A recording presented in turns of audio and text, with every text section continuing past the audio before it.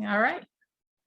So we will start with a blessing. Baruch Atah Adonai Eloheinu Melech Ha'olam Asher Bachar Banu Mikol Ha'amim V'nasan Lanu Es Toraso Baruch Atah Adonai Nosein HaTorah Shema Yisrael Adonai Eloheinu Adonai Echad.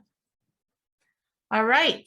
So I was thinking, because yesterday and today are Rosh Chodesh. Rosh Chodesh is a Hebrew term for the first day of the month. I don't know if in Russian there is a term, a special name for the first day of the month. Is there? No. Well, there isn't in English either. But in Hebrew there is. It's called Rosh Chodesh. That celebrates the first day of the month. So yesterday and today were the first days, and we'll explain soon how you could have two first days, were the first days of the current month, the month of Iyar.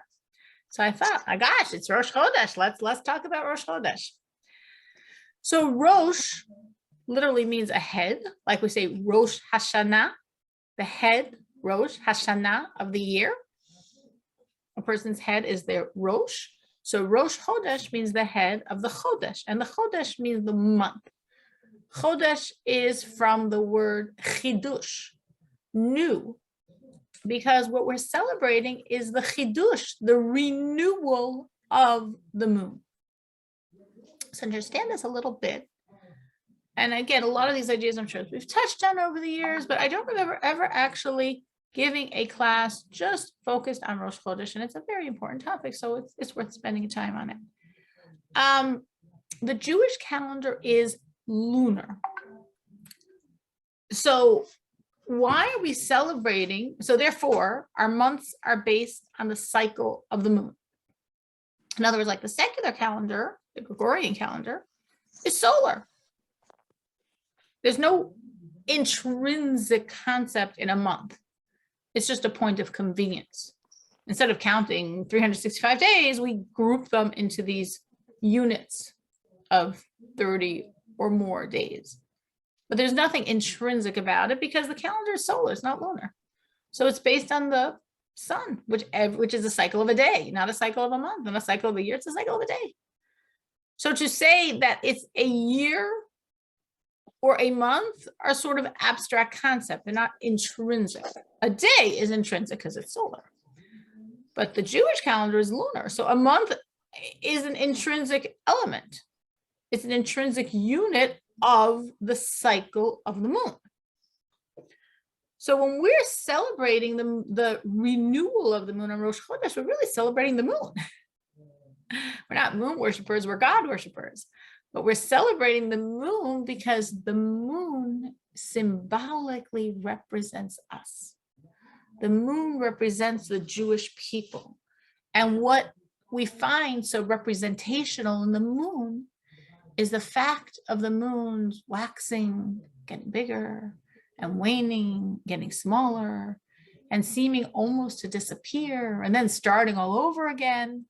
Hey, that's us, that's the Jewish people. Because we have, as a people, our ups and our downs. But the moon's telling us, don't worry. There'll always be the renewal. There'll always be the regrowth. And that's what we've seen through our history.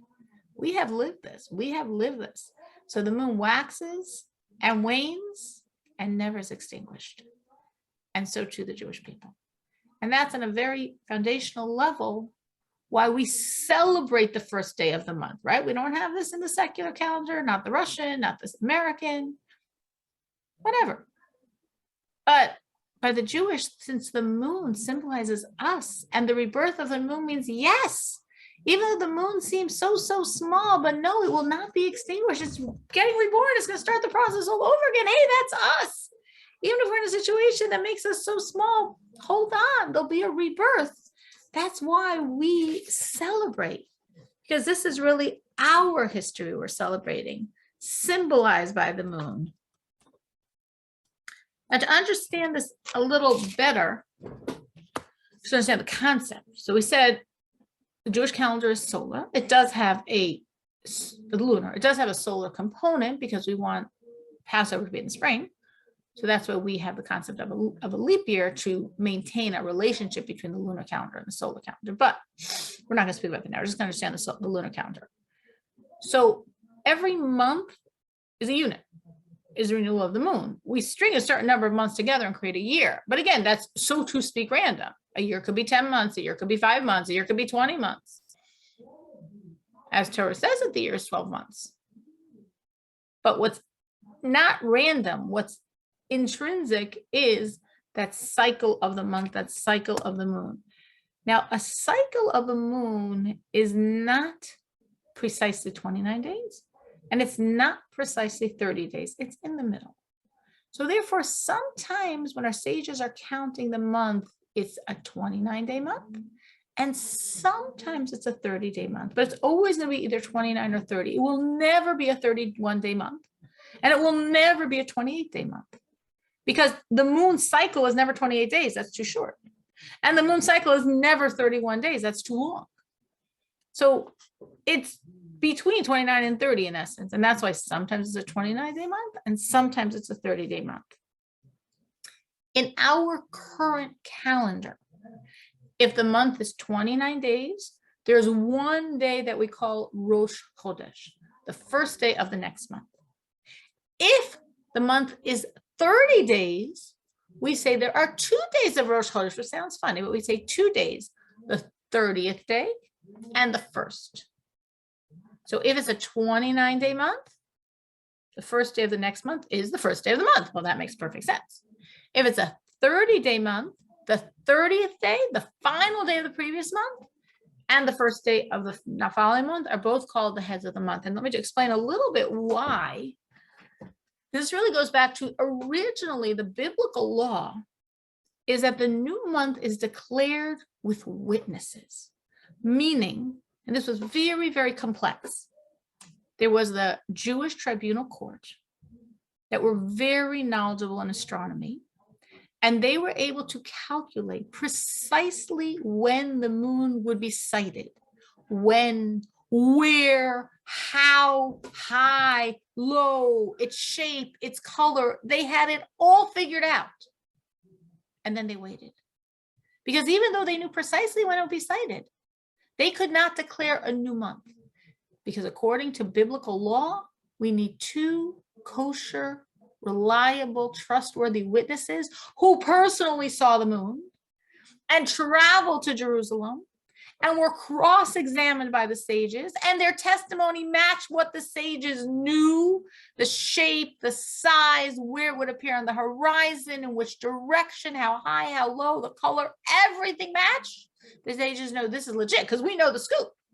And they're saying what we know, and then and only then the sages proclaimed a new moon and a new month. And if the sages did not have witnesses that come, or the witnesses were not reliable because their testimony didn't stand up to what the sages knew to be the truth. It's like, I know the answers. Now you have to produce those answers. And I'm going to cross-examine you to see if you can produce those answers. And only if you can produce those answers, can I use you as my witnesses to create a month.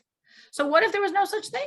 What if no witnesses showed up? Now, again, remember, everything's also timing. What if the witnesses were really far and by the time they showed up, it already wouldn't make a difference anyway? So they had to live to a certain geographic distance of proximity to Jerusalem. They had to have seen it. They had to be trustworthy. They have to be honest, known people. There was a lot of factors involved. They would come to Jerusalem and they'd be cross-examined. And meanwhile, the sages made this huge feast for everyone because they wanted to encourage people to come to Jerusalem. And meaning, let's say you slept all there, you spent 10 hours traveling, and meanwhile, someone else got there before you, and they didn't even need your testimony. So the sages made sure they fed you well and treated you with honor, so you'd come again next month, maybe. But if nobody came or nobody's witness was accurate, the sages couldn't proclaim the month, even if they knew it was the month, and they had to wait. What does that mean, wait? They had to wait until 30 days had elapsed, because no month is longer than 30 days.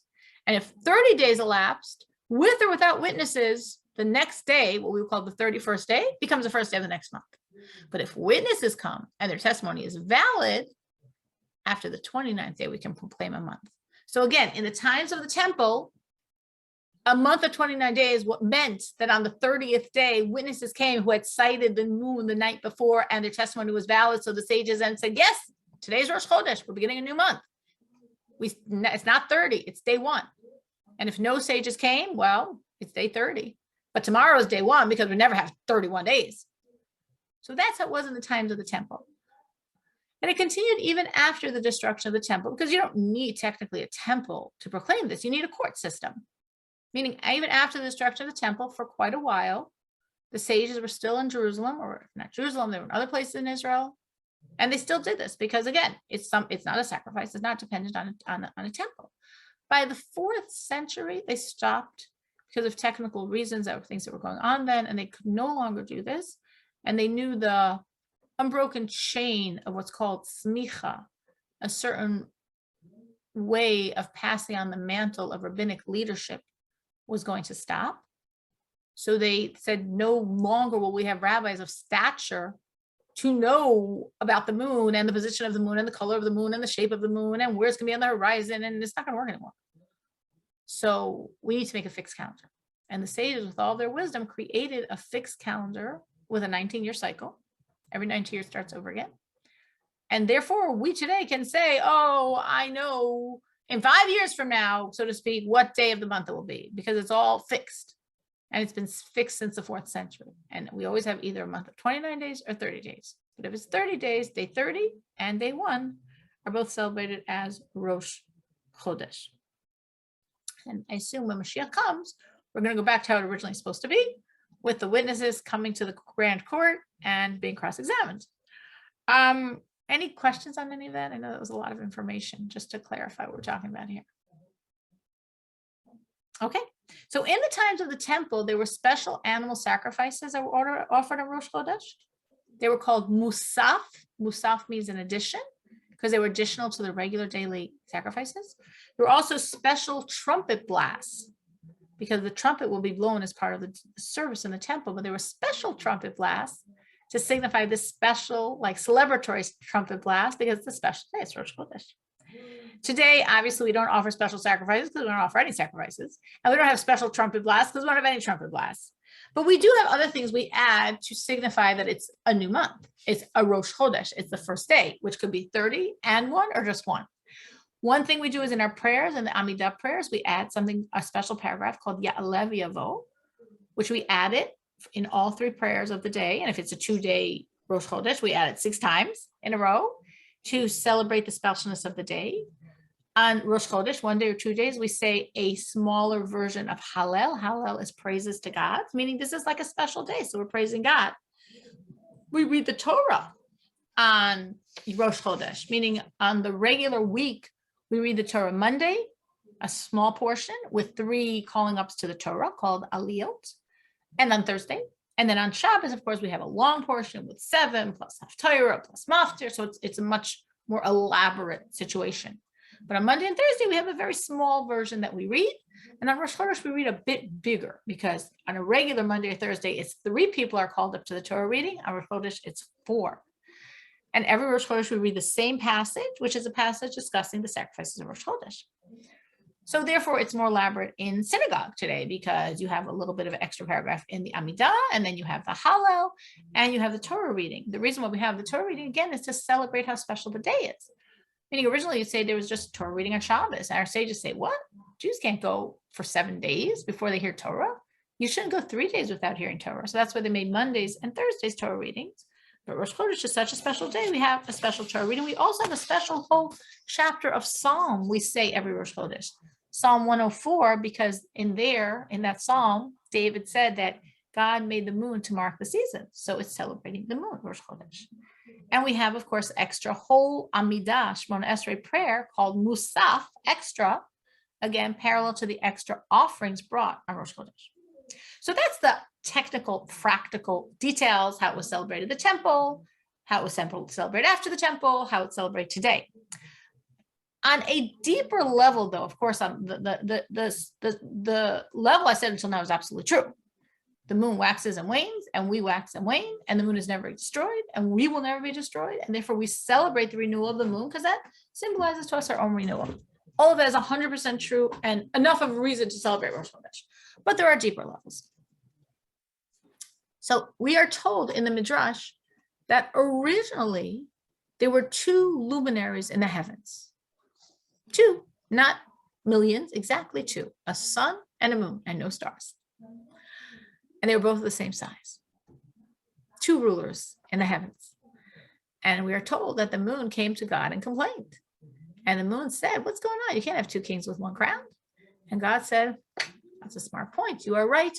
Go and diminish yourself. You can become smaller. You can't have two kings with one crown. So you open your mouth up, you're going to be the one to shrink. So the sun will remain this big, beautiful light, and you will shrink. But because you're shrinking, I'm going to give you many, many, many small lights called stars that will be your hosts.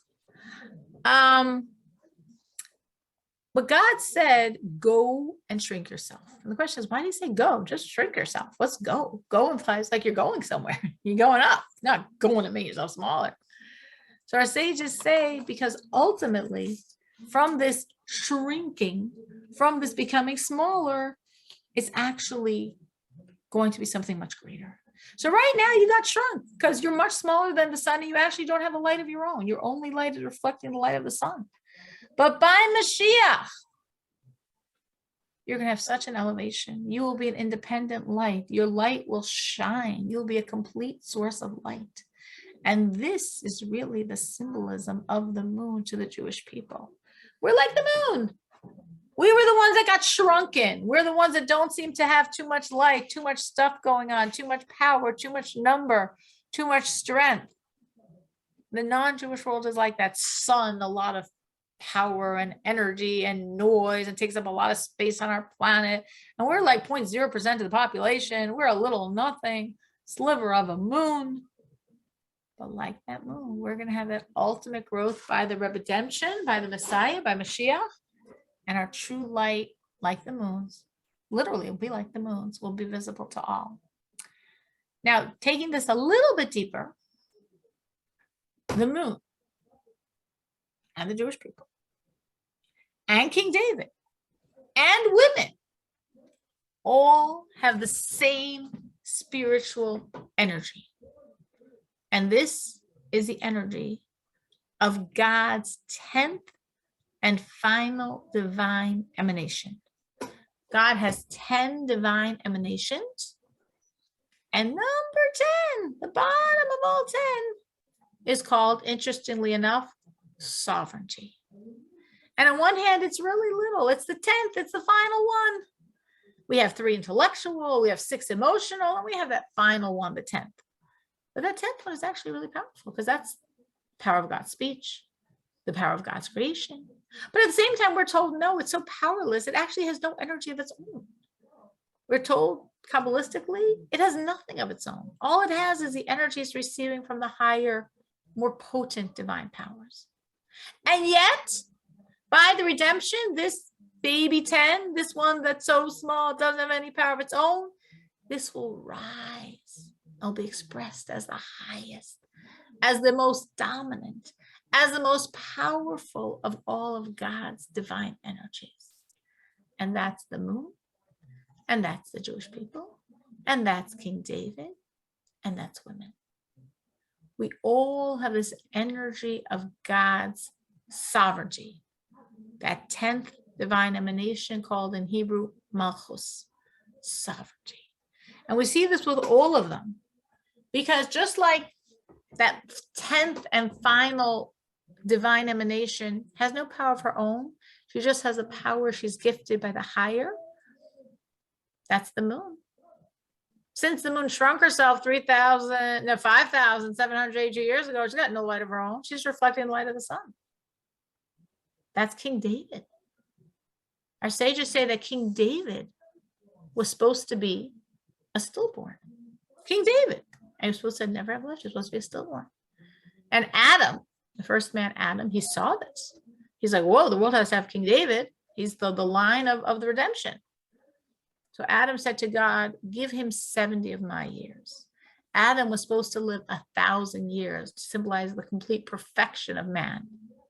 He actually lived 930 because he donated 70 years to David. So David has no life of his own. He only has what was donated to him by Adam. But then we're told forces of evil came and prosecuted, and those years were sort of like chucked. They didn't count. He was still going to be a stillborn. And then we're told that Abraham, Isaac, Jacob, and Joseph, Abraham, Yitzchak, Yaakov, and Yosef, all four of these great, great, holy people donated years. So together, like they chipped in, and the four of them created 70 years. And those are the 70 years that King David lived in this world. So King David literally had nothing of his own. His life was not his own. It was Adam's life. It was Abraham, Isaac, Jacob, and Joseph's life. His life was not his own. And look what he accomplished. And the Jewish people, that's how we are among the nations, like seemingly having nothing of an anchor in this physical world until recently, for many, many years, no country, no national this, no national that. We're like this migrants, weak, wandering people, mistreated by most of the people that surround us. And yet our light is actually the most intense. And that's actually also the energy of a woman, that the woman is receiving from a man. That's the energy of a woman, to be a recipient. Not that she's shining her light, but that she's receiving light. So that's King David, whose years were not his own. That's the moon, whose light is not its own. That's the Jewish people, who seemingly are the weakest ones. And that's women, that's us. How do you see this feminine receptive energy expressed within yourself? This idea of a woman as the receiver, as the recipient, and the man as that influencer and giver. How do you see that? Or do you see it?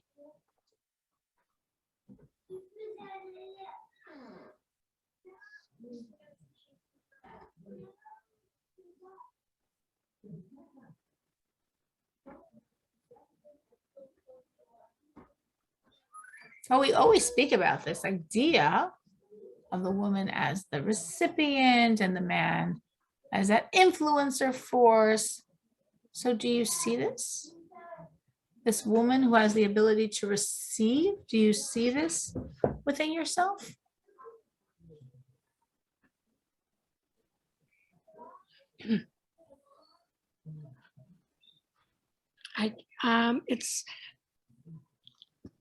I see Jewish women so powerful. Strong and dominant. You know, I don't know what we're talking about here. Yeah, Jewish women are strong and dominant. They're such, Jewish women are so powerful that it's hard for me to imagine what you're saying, that we're reflection. So I think that's a very good point you're raising, because the word recipient, you're automatically making synonymous with the idea of weak. And Jewish women are strong and tough people. We know that. So we're not weak, but we're recipients. Anyone see that anywhere? That, it's also very counter to the Western world's perspective. I feel very often when I think about these ideas that the Western world tries to defeminize women, tries to make women like men with slightly different bodies. And if you're really, really thin, your body doesn't look that different. So you're really in good shape, and like what we're calling equality means women, you shouldn't be women, you should be men with different bodies, a little weaker bodies, never, but it could pass, dress similar, and we'll never know the difference. I'm not even saying on a physical level, but in general, this is so antithetical to God's vision of a woman, because it's so special to be a woman. It's not like God made men and then he made men with weaker bodies. And we call those men with weaker bodies women. No, God made man and God made woman. And I mean, we know that God made woman better than he made man. Like, we have no question about that one. So when we say we're recipients, and Rivka said, well, that doesn't jive in my brain because Jewish women are strong. So I think she's raising a very good point that I'm really glad she said that, because I don't mean by recipients weak. Jewish women are very strong. And our sages know that. And our sages say, in the merit of the Jewish woman, we were redeemed from Egypt. In the merit of the Jewish woman, every redemption happened. In the merit of the Jewish woman, we will be redeemed by the redemption. So like, no, we don't view Jewish women as weak. We still view them as recipients. Anyone sees this, gets this in their own life, this concept?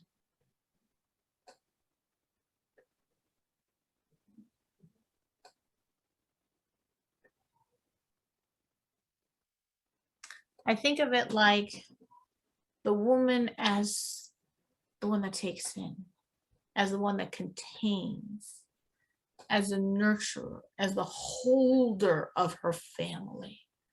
That's not weakness. That takes a lot of strength. You know, we're holding a lot as women, especially if your families have a lot of different moving pieces. You know, there's a lot that we're holding inside ourselves. A lot of emotions we're containing, a lot of people's energies we're containing, that we're giving strength to by holding them, by nurturing them, by containing them. And that's the idea of a woman as that one who's receiving. So there's a reason that most of the time your children are going to download to you more than to your husbands, because you're the woman, because you're going to receive that energy. You're going to contain it. You're going to hold it. You're going to fashion it. You're going to embrace it and make it safe and respect it. And that's a very, very feminine energy. It's not a weak energy. Being a recipient's not weak. It takes a lot of strength to hold a lot of energies. But when you're doing so, you're really empowering the people that are giving you these energies, that are putting them forth, and that you're making it safe because you're like holding it all. Like you could be drained from holding a lot of different energies, from dealing with a lot of different energies and holding them and nurturing them and making them good and balanced and harmonized and safe energies. So that's a forte of a Jewish woman. And that's why that's the idea of being a mother, is being a nurturer. We nurture, of course, by giving, but we also nurture by holding, by containing, by making this safe space where one can open up themselves emotionally, because we're going to hold it. So to me, that's a lot of the woman as the recipient in that like centrifugal force in the family dynamics, because she's holding and containing all of this energy, all this very potent energy, and it's getting channeled in a healthy way instead of in a destructive way or just dissipating. It's actually getting channeled productively as the woman's the recipient and holding it all. So that's how I would view this strong feminine recipient energy, not weak at all. And again, this goes back to the moon. The moon seems weak, right? She doesn't have any light of her own. Her light reflects the light of the sun. But no, we're told she's the greatest. It's basically, we live in an upside down world. Our sages say that. What's on top should be on the bottom. What's on the bottom should be on top.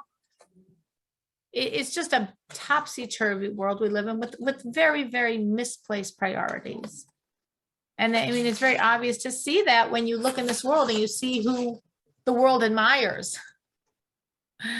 You see what are the YouTube channels with, billions of subscribers. And you're like, what?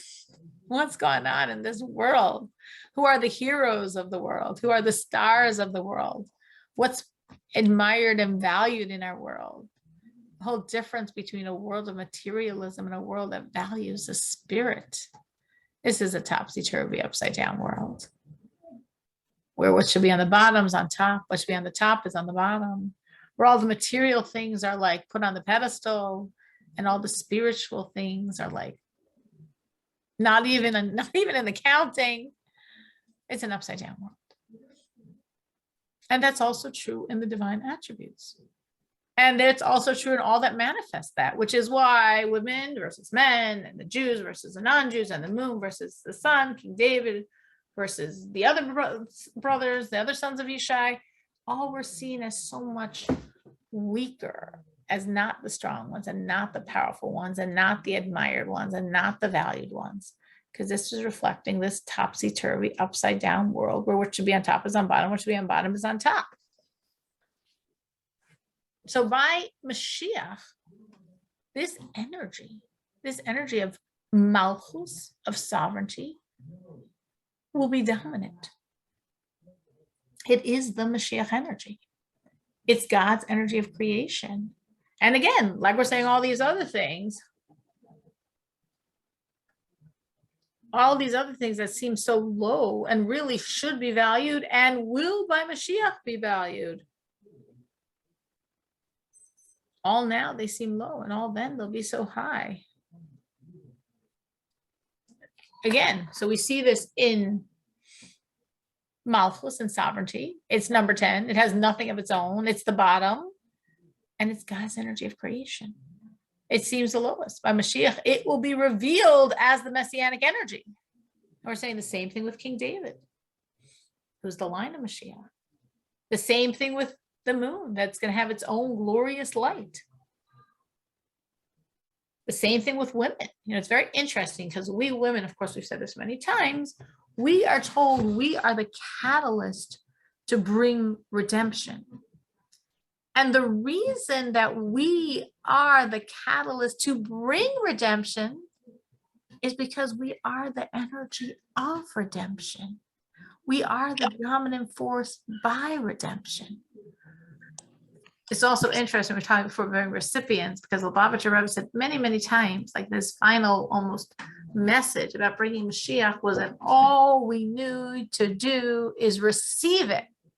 You have to receive the energy of Mashiach, and the Rebbe said this many, many, many times. Now we're just saying being a recipient is a feminine quality. So the Rebbe is really saying to bring Mashiach, men have to access their feminine element. Because if all we need to do to bring Mashiach is to receive it, either the men are going completely out of the picture, or they're going to find that feminine piece inside themselves to be good recipients. This is a woman's power. And again, women, it makes sense that bringing Mashiach is a woman's power, because again, since women will be dominant by Mashiach, they are the force that brings Mashiach. And now the whole world needs this feminine energy. The whole world needs to become a recipient. The whole world needs to receive the energy of Mashiach. And then we can take it on another level.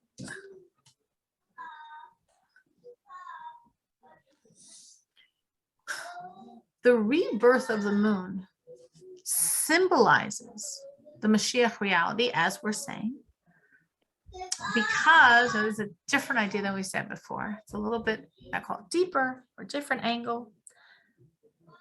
When the moon is reborn, it's such a tiny sliver of light. Her light, even if it's not her own light, her reflected light, the beautiful moonlight is almost nothing by that moment of rebirth. And yet at that moment of birth, she, whatever she is completely there. Because that's the idea of birth. Just like you would have by a baby. When a baby is born, they can't play violin yet. Though they might have so much ability to do so. And they can't solve intricate math problems, though they might have so much ability to do so. And they can't cook a delicious chocolate kakash cake, though they might have great abilities. All their abilities, I don't see at all. Over the course of their lifetime, these things will develop, these things will flourish, these things will be revealed. And then we'll see the baker and the mathematician and the pianist. So what do we have at birth? That they are. Birth means their energy is. Their energy is. That's birth. And that's what we mean by the birth of the moon. The birth of the moon is not when she makes the biggest splash in the sky. That doesn't take place on day 30 or day 1 of the month. The biggest splash, if you will, is on day 15. That's when the moon is at her fullness. And the truth is the 15th of the month is considered a very significant day in Jewish thought, because we're lunar and we're like the moon and we're counted like the moon and we're similar to the moon and we wax and wane like the moon, all the things we said before. So therefore, it is a big deal, the 15th of the month. And that's why Passover begins on the 15th. And Sukkot also begins on the 15th. Because the 15th is the moon at her height, and that's us at our height, and that's a big deal. But that's not the Mashiach day of the month. The Mashiach day of the month is not the 15th. The Mashiach day of the month is when the moon is that tiny sliver in the sky. Because that's when it's not about revelation. It's about being. It's about essence is. Just again, like you think of a baby. When a baby is born, we celebrate. We all celebrate. We're so happy. We're so excited. Why? What can this kid do already? They can't drive a car for you. They can't do laundry for you. They can't babysit for you. They can't shop for you. They can't even talk. They can't even smile. They can't give you a kiss. What's the big deal of the baby? Because it's life. Because that life is. And over the course of the life, all those other things will develop and will shine and will be revealed. Right now, I don't see any of it. I have no clue. But the child is. There's life. I can't see it. It's not expressed. It's not exposed, but it is. That's that state of essence being. That's birth. That's a baby. That's the moon. And that's really the energy of Mashiach. Meaning the energy of Mashiach is not about revelations. For revelations, we don't need Mashiach. The energy of Mashiach is about essence. It's actually about God's essence, which is also our essence. Completely exposed, completely vulnerably there, transparent on planet Earth. Now that's an impossibility, actually. You can't have God's essence here in a expressed, exposed fashion. But by Mashiach, we will. It'll be a permanent revelation, but not of Giluyim, not of revelations, of essence of God on this world. So if that's what Mashiach is, if Mashiach is not about light shining, Mashiach is about essence being, life is, the day of the month that symbolizes that is not the 15th when that light is shining, because Mashiach is not about light shining. The day is the first, when it's that tiny sliver, because that tiny sliver means there's a new moon. I don't yet see it shine. I don't know anything about it, but it is. And that it is of the birth of the moon, that it is of the birth of a baby, that's the it is of ultimately God himself, Mashiach. And that's why the new moon is so much symbolizing us and so much symbolizing the redemption, because this is the energy of the redemption, that essence being is. Now, since moons, a moon and women share the same energy, Rosh Chodesh has become, by the sages, a woman's holiday. So what does it mean it's a woman's holiday? So basically it meant there was a number of things we could not do and still cannot do. So you can't do laundry on Rosh Chodesh, which in a 2-day month, 2-day Rosh Chodesh, like this month meant yesterday and today. And Rosh Chodesh, like every Jewish day, starts at night. So from Saturday night through tonight, never, no laundry, no sewing, no ironing. I don't know if you spin or weave, but no spinning or weaving. Why not? Well, originally, these things were all considered very tedious, hard labor of a woman. Now, nowadays, we have these cool things called washing machines and sewing machines and dryers, dishwasher. We have a lot of stuff that makes, it's like, what did women used to do all day? What takes us an hour of our day or less? They would do all day long, just like what did men do all day? From when it was sunrise until it was sunset, they were working to produce food. That takes us a small fraction of our day. So these works were real works, and women worked very hard. So for a Jewish woman, they really looked forward to Rosh Chodesh. It was their day off. It was their only day off all month long. You can't do the hard, back-breaking, tedious work of that laundry. What that meant in those days was back-breaking, tedious, hard work. Cannot do it. What am I going to do? I'm going to relax. Maybe I'm going to have a cup of tea. Maybe I'm going to socialize and visit my sisters or my aunts or my cousins. It's going to be a holiday. It's going to be pleasant. It's Rosh Chodesh. Now, nowadays, again, when we have washing machines and dryers and all of the conveniences of modern life, these things are not back-breaking, hard, arduous, day-long projects. And we, of course, are busy all day, but not with this type of stuff. So therefore, for us to remember, it's Rosh Chodesh, oh, I can't do laundry, oh, I can't sew. It's more like, oh, it's almost like an inconvenience because I'd like to put up a load of laundry because it takes like no time and I just throw it up and then. So for us, that concept of, oh, I have a day off, life is so different because I can't do laundry. Life is so different because I can't sew today. We don't really feel, but the laws, of course, are still the same. And those are the laws. So for all generations previous to our modern times, Rosh Chodesh really meant a holiday for women.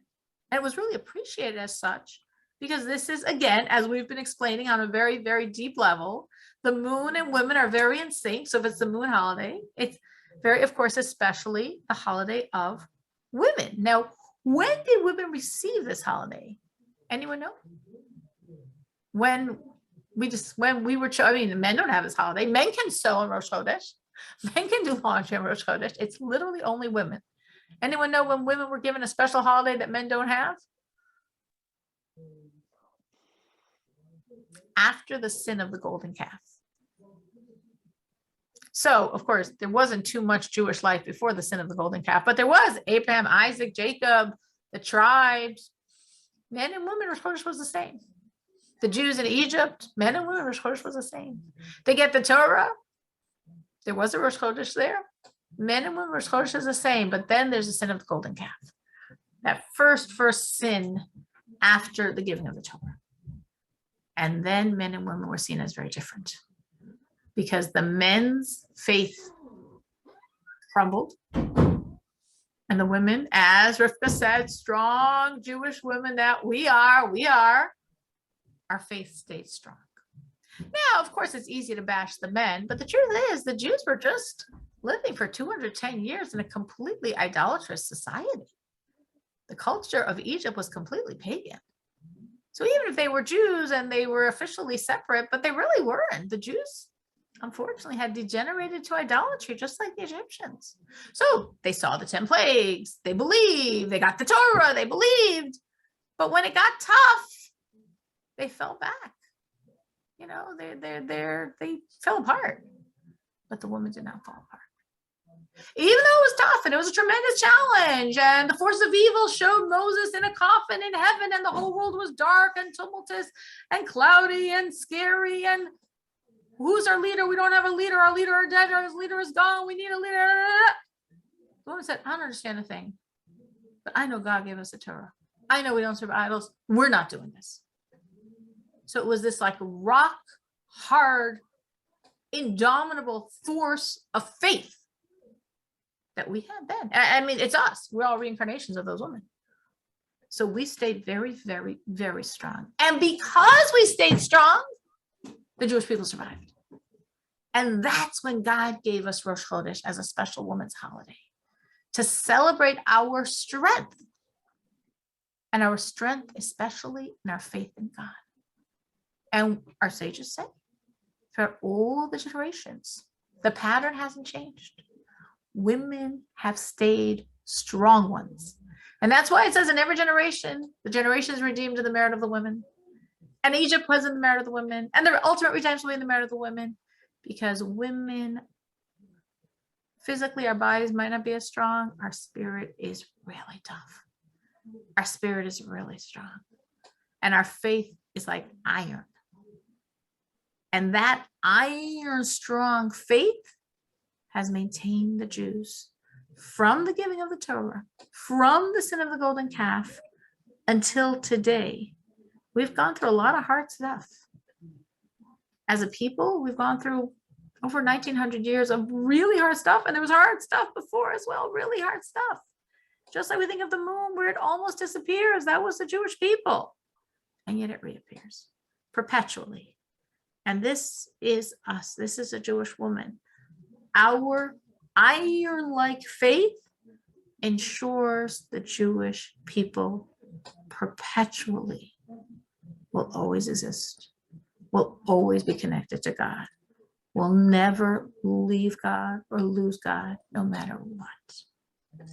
So do you see this? Do you see in your lives that in general women have more faith than men? So Rivka's nodding yes. Anyone else see it? You can raise your virtual hand. Anyone else see this? That women in general have more faith than men? Cyril, isn't just the fact that a Jewish women don't have to let a film on also shows that We don't need that sign. Same I think with the yarmulke, because we don't need it. And the same idea of the woman as the one that can nurture, contain a soul. And that's why a Jewish mother is a Jewish child, and a Jewish father without a Jewish mother is not a Jewish child. Yes. Because you need that energy of the woman to nurture and maintain that soul. So I definitely see it, and Rivka definitely sees it. Anyone else see it?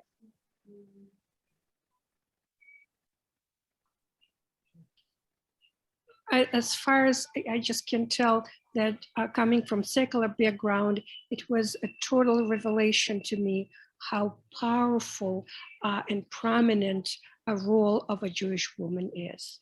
It was a revelation to me when I started studying Torah and started seeing what Jewish woman role is. Well, have you seen this expressed in your life? Have you seen this expressed in your world in a very personal way? That faith of the Jewish woman being the force that maintains God in the home, in the family, in the generations.